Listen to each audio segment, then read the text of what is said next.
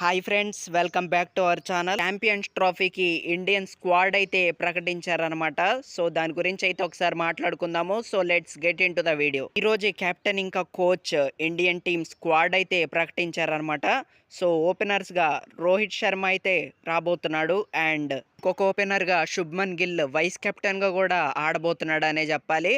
And Shubman Gill కి backup opener గా జైస్వాల్ని అయితే తీసుకున్నారు. ఇక వన్ డౌన్ వచ్చేసి కింగ్ విరాట్ కోహ్లీ అయితే ఆడబోతున్నాడు. నెక్స్ట్ ఇంకా ఫోర్త్ ప్లేస్లో వచ్చేసి శ్రేయస్ అయ్యర్ని అయితే తీసుకున్నారనే చెప్పాలి. సో మంచి డెసిషన్. ఇక నెక్స్ట్ ఫిఫ్త్ ప్లేస్లో కేఎల్ రాహుల్ని అయితే సెలెక్ట్ చేశారు.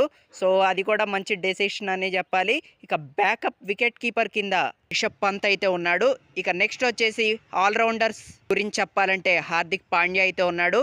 ఇక ఆ తర్వాత రవీంద్ర జడేజా, ఆ తర్వాత వాషింగ్టన్ సుందర్ అయితే ఉన్నాడు.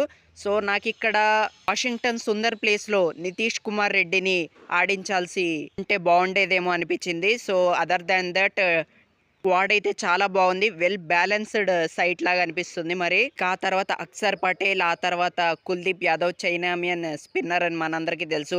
చాలా మంచి స్పిన్నర్ అనే చెప్పాలి. ఇక నెక్స్ట్ వచ్చేసి బౌలర్స్ సీమర్స్ విషయానికి వస్తే జస్ప్రీత్ బుమ్రా ఈజ్ బ్యాక్, అంతే. ఇక నెక్స్ట్ లెవెల్ ఉంటుంది. So top 1 bowler, world's number 1 fastest bowler is back అనే చెప్పాలి. బుమ్రాతో పాటు ఇక sultan of seam is back అనే చెప్పాలి. Mohammed Shami the best Indian bowler అనే చెప్పాలి. అండ్ వరల్డ్ కప్లో చాలా చాలా బాగా వేసాడు అనే చెప్పాలి. సో హీఈస్ బ్యాక్, అంతే. ఇక నెక్స్ట్ వచ్చేసి Harshdeep Singh and left hand pacer అనే చెప్పాలి. సో తిని కూడా చాలా ఇంపార్టెంట్ అనే చెప్పాలి. లెఫ్ట్ హ్యాండ్ బౌలర్స్ అనేది టీమ్కి అదొక అడ్వాంటేజ్ అనే చెప్పాలి.